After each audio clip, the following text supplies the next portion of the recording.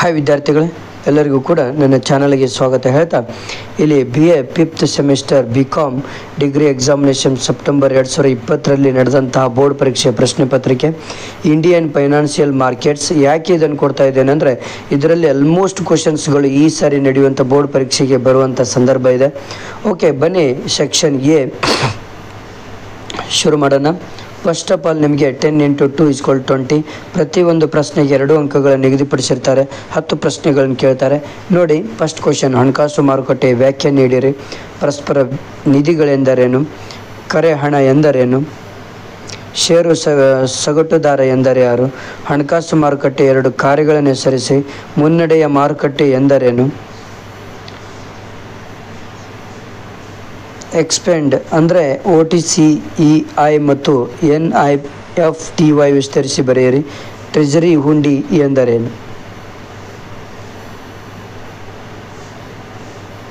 ಪರಸ್ಪರ ನಿಧಿಗಳ 2 ಅನುಕೂಲತೆಗಳನ್ನು ಬರೆಯಿರಿ.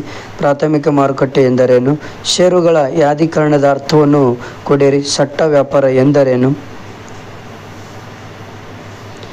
ಇಲ್ಲಿ ಹಣಕಾಸು ಮಾರುಕಟ್ಟೆಯ ಲಕ್ಷಣಗಳನ್ನು ವಿವರಿಸಿರಿ. ಪ್ರಾಥಮಿಕ ಹಾಗೂ ಅನುಷಂಗಿಕ ಬಂಡವಾಳ ಮಾರುಕಟ್ಟೆಗಳ ನಡುವಿನ ವ್ಯತ್ಯಾಸಗಳನ್ನು ತಿಳಿಸಿರಿ. ಪರಸ್ಪರ ನಿಧಿಗಳ ಕಾರ್ಯಗಳನ್ನು ಸಂಕ್ಷಿಪ್ತವಾಗಿ ವಿವರಿಸಿರಿ. ಹಣದ ಮಾರುಕಟ್ಟೆಯ ಗುಣದೋಷಗಳನ್ನು ವಿವರಿಸಿರಿ. ನೆಕ್ಸ್ಟು, ಬಂಡವಾಳ ಮಾರುಕಟ್ಟೆಯಲ್ಲಿ ಷೇರು ನೀಡಿಕೆಯ ವಿಧಾನವನ್ನು ಸಂಕ್ಷಿಪ್ತವಾಗಿ ವಿವರಿಸಿರಿ. ನೆಕ್ಸ್ಟು, ಹಣದ ಮಾರುಕಟ್ಟೆ ಎಂದರೇನು? ಹಣದ ಮಾರುಕಟ್ಟೆಯಲ್ಲಿ ಬಳಸುವ ವಿವಿಧ ಸಾಧನಗಳನ್ನು ವಿವರಿಸಿರಿ. ಷೇರು ವಿನಿಮಯ ಕೇಂದ್ರದ ವ್ಯಾಖ್ಯೆ ನೀಡಿರಿ ಹಾಗೂ ಅದರ ಕಾರ್ಯಗಳನ್ನು ವಿವರಿಸಿರಿ.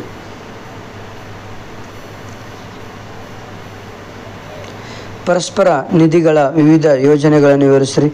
ಹಣಕಾಸು ಮಾರುಕಟ್ಟೆಗಳ ಮಹತ್ವವನ್ನು, ವಿವಿಧ ಪ್ರಕಾರದ ಹಣಕಾಸು ಮಾರುಕಟ್ಟೆಗಳನ್ನು ವಿವರಿಸಿರಿ. ಇದು ಮೋಸ್ಟ್ ಇಂಪಾರ್ಟೆಂಟ್ ನಿಮ್ಮ ಒಂದು ಇಂಡಿಯನ್ ಫೈನಾನ್ಷಿಯಲ್ ಮಾರ್ಕೆಟ್ಸ್ನ ಒಂದು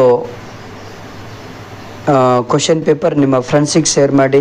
ಇದರಲ್ಲಿರುವಂಥ ಎಲ್ಲ ಕ್ವಶನ್ಸ್ಗಳು ಮೋಸ್ಟ್ ಇಂಪಾರ್ಟೆಂಟ್ ಅಂತ ಹೇಳ್ತಾ ಈ ವಿಡಿಯೋನು ಮುಗಿಸ್ತಾ